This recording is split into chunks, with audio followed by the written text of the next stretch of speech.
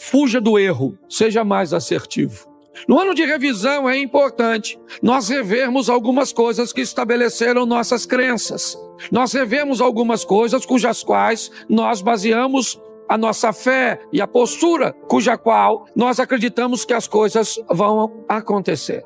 Nós temos que ter muito cuidado quando vamos analisar isso. Primeiro, que algo, para ser considerado uma tese bíblica, precisa, para alguns, de 3 ou mais versículos ou textos que baseiem essa afirmação. E uma tese pode ser estruturada em apenas um versículo. Então, algumas pessoas começam a citar textos isolados, muitas vezes únicos, totalmente separados do contexto que estavam inseridos, na verdade, na Bíblia, e transformam isso numa verdade. E uma das coisas que me parece foi muito interpretada, ou mal interpretada, ao longo da história, foi a crença de que Deus não leva em conta os nossos erros. É de que Deus está sempre pronto a corrigir a rota daqueles que erram. É que está em Deus a obrigação de acertar as coisas, de corrigir as coisas. Eu confesso que eu não sei onde isso está escrito, mas as pessoas, ou grande parte delas, acreditam que a bondade de Deus, que a misericórdia de Deus, ela é grande o suficiente para sobrepor a justiça dele. Isso não é verdade. A minha proposta de dizer fuja do erro é porque o erro vai trazer para a sua vida sérias consequências. A minha proposta de dizer a você seja mais assertivo, e a palavra assertivo, apesar de, quando a nossa mente ouve, parecer que está falando de acertar, de fazer a coisa certa, e por isso alguns, até na hora de escrever a palavra assertivo, escreve com C, mas na verdade ela é com 2 S's, assertivo.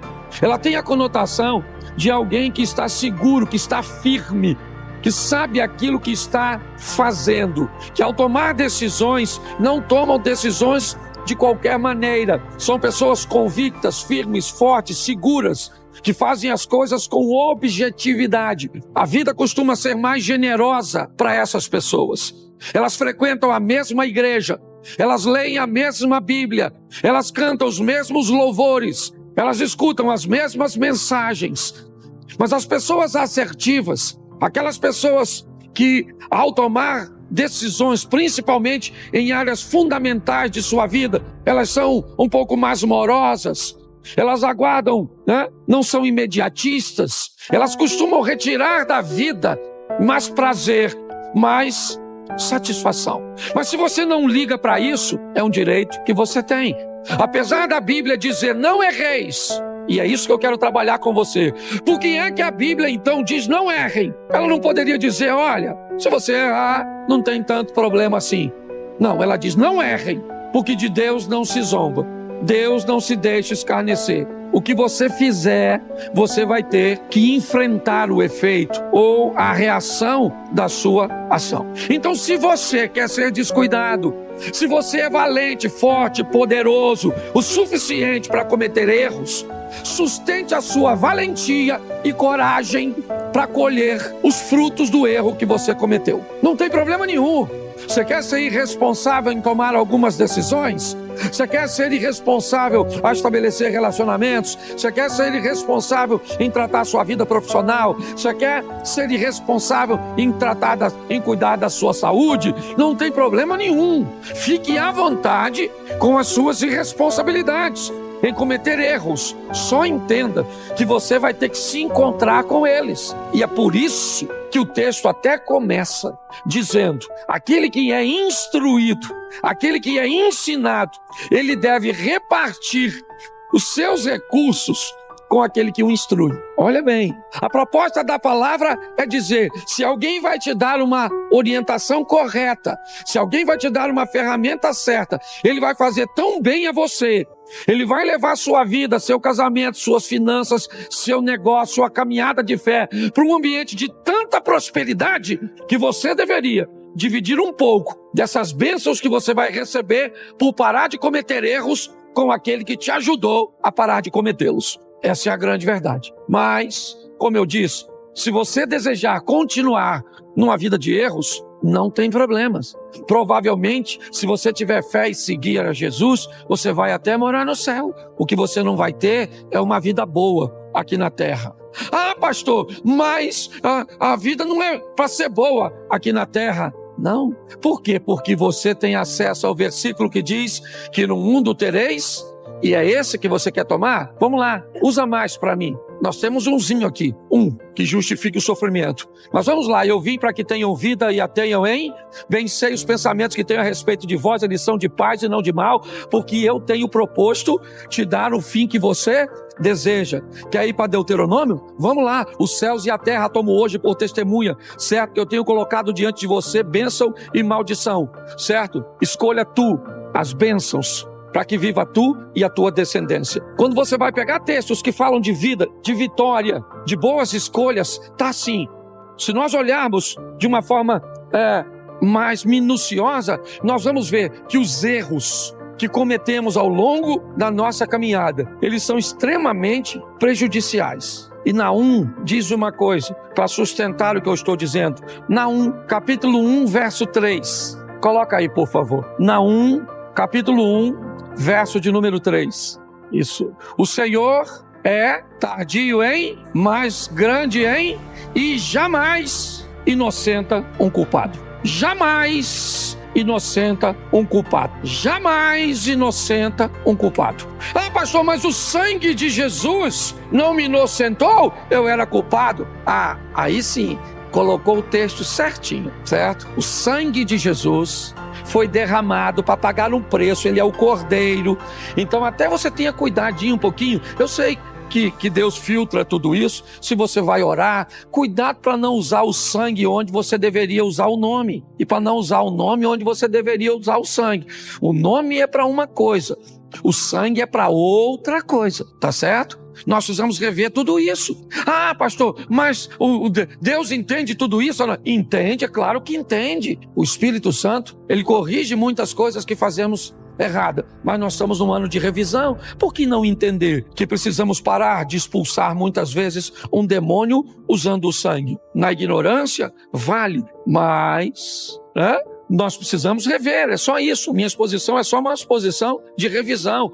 Então a minha proposta agora é mostrar a você que se Deus não toma culpado por inocente, se Ele diz não errem porque vocês vão ter que se encontrar com o resultado do seu erro, nós temos a garantia de que Ele é tardio em irar-se. Sim, é só você ler a história de Sansão e você vai descobrir o quão longânimo Deus é, o quão bondoso Ele é. Você vai ver uma série de erros que Sansão está cometendo. Me permita fazer você raciocinar sobre isso. A própria Bíblia, você não tem nenhuma garantia que a força de Sansão estava no cabelo. Ele era um nazireu, como muitos outros nazireus que haviam naquela época. Mas quando você vê ele comete o primeiro erro, Deus tolera, ele comete o segundo erro, Deus tolera, ele comete o terceiro erro, Deus tolera. Conforme ele vai cometendo uma série de erros, chega uma hora que Deus diz, acabou. Aliás, todas as vezes que ele fica forte,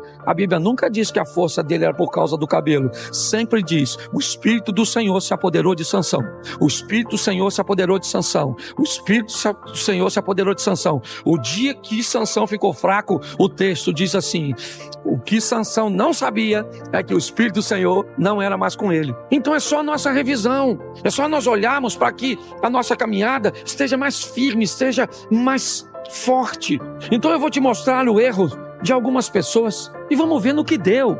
Vamos ver se Deus entrou lá para corrigir, para arrumar a coisinha, para passar a mão na cabeça. Vamos ver se é assim que ele lida, que aí você vai descobrir o quanto pode ser danosa uma gravidez sem um cônjuge, sem uma estrutura estabelecida.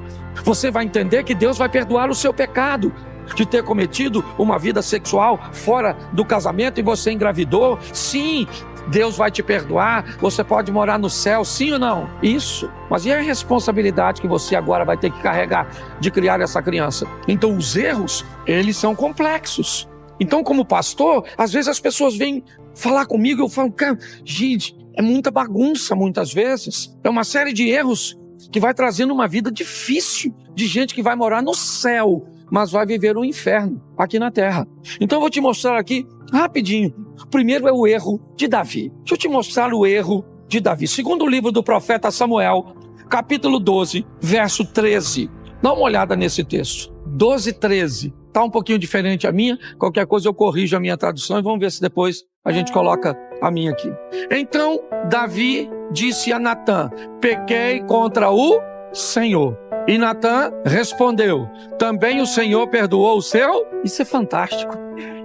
Sabe o que ele fez? Ele se deitou com a mulher do cara enquanto o cara estava na guerra. Sabe o que aconteceu? A mulher ficou grávida. Sabe o que Davi mandou fazer? Mandou matar o cara na frente de batalha. Ele foi o mandante. É isso. Deus então manda o profeta ir a ele. Diga assim: você quer andar bem? Diga, você quer andar bem? Tenha profeta. Isso. Quem é profeta? Profeta é a pessoa que pode dizer para você o que ninguém pode. Você tem que ter alguém que diga para você o que ninguém pode dizer.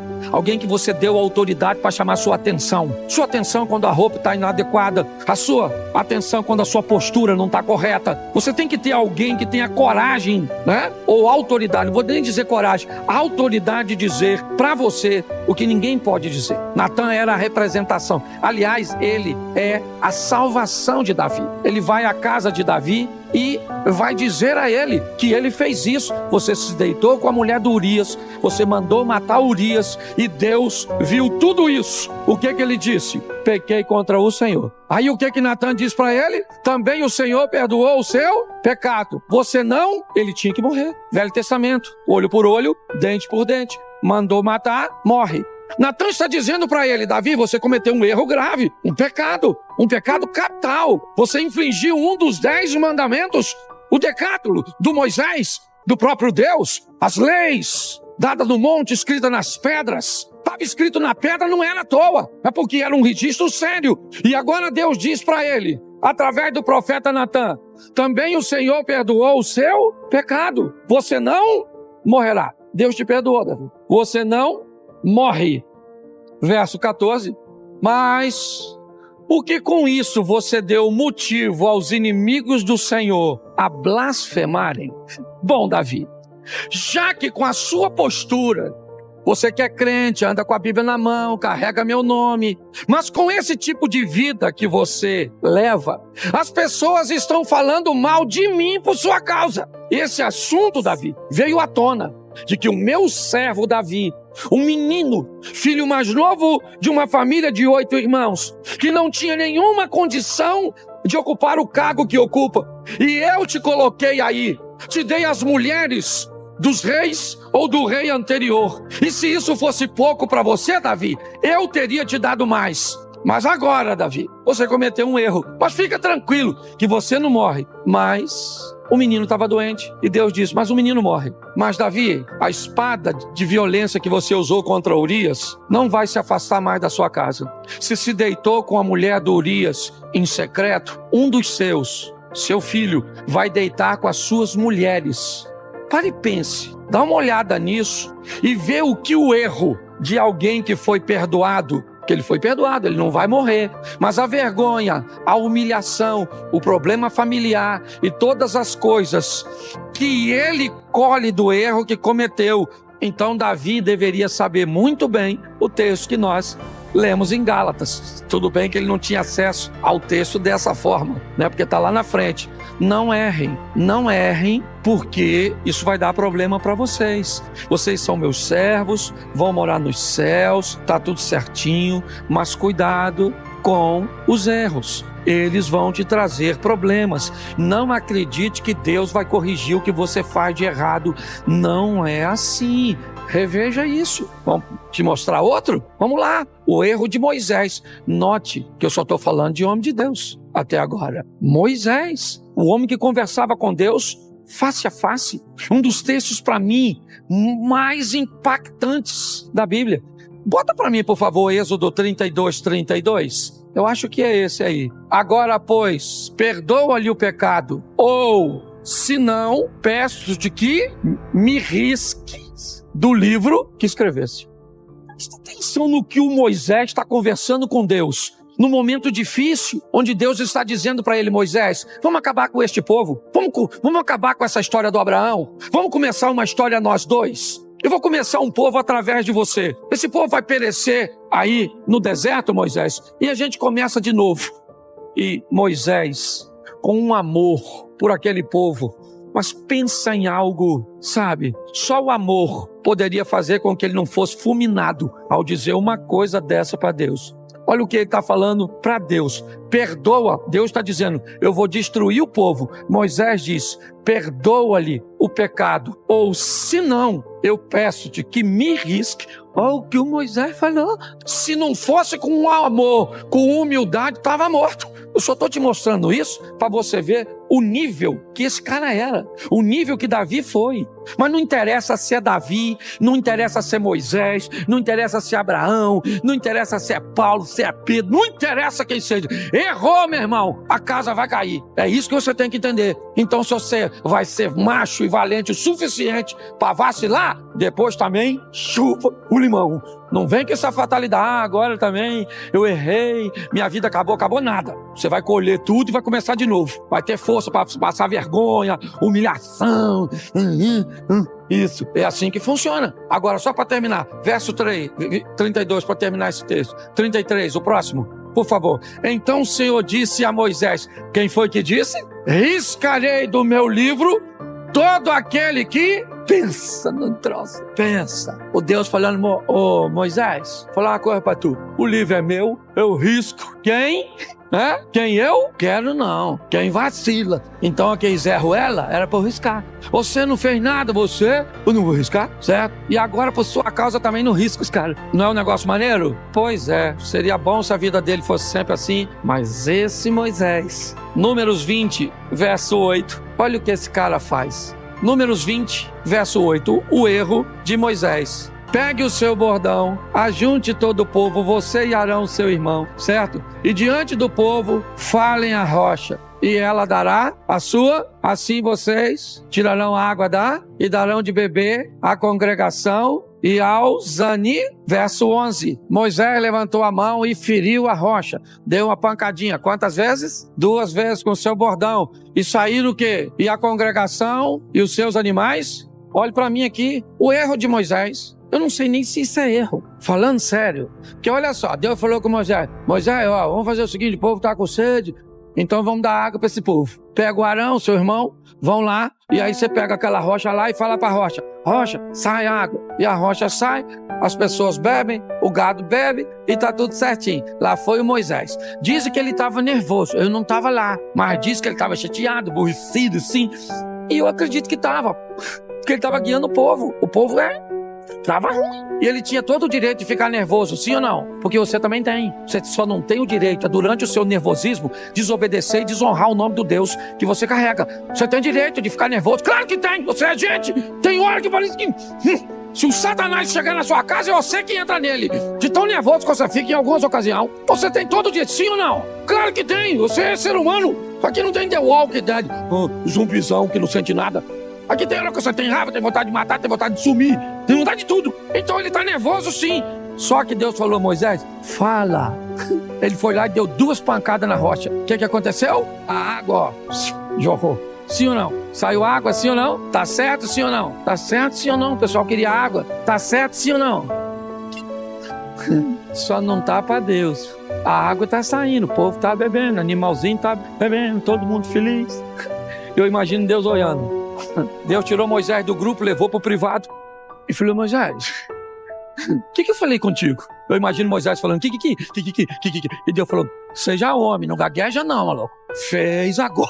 Eu mandei você falar ou tocar? Gente. Onde o cara pecou, eu nem sei. Ele se lascou por causa disso. O Moisés não entrou na terra prometida porque deu 2 pancadinhas numa rocha. Imagine você que bate na sua mulher. Porque a rocha não é filha de Deus, é sua mulher. Quando você for gritar com a sua mulher, pense no sogro. Deus falou: Moisés, tu não vai entrar não, maluco. Dá uma olhadinha aí do Monte Nebo. Olhou? Rapidinho, só um flash, spoiler. Mas não entra. Gente, dá pra ficar indignado, não dá? Se Moisés não entrou dizendo que risca o meu nome do livro da vida. Imagine tu, Cláudio. Eu fico imaginando o Zia. Eu fico imaginando eu. Para pensar. Ele entrou sim ou não? O Moisés entrou sim ou não? Não entrou, mano. Só porque deu uma pancadinha na rochinha. O que indica, abra o olho e seja mais assertivo. Faz as coisas com mais convicção. Que o Davi se lascou. O Moisés se lascou. Essa palavra não chegou a você por acaso. Deus conhece a sua história e sabe exatamente onde dói e onde você precisa de força para continuar. O seu recomeço não depende das circunstâncias, mas da sua confiança naquele que tudo pode. Senhor, abençoa a vida de quem ouviu esta mensagem. Que o teu Espírito Santo traga clareza e paz. Renova as esperanças e abre as portas que precisam ser abertas. Que a tua graça seja o sustento em cada decisão. Amém. Se essa mensagem tocou o seu coração, deixe o seu amém nos comentários e curta o vídeo para que essa palavra alcance mais pessoas. Deus te abençoe.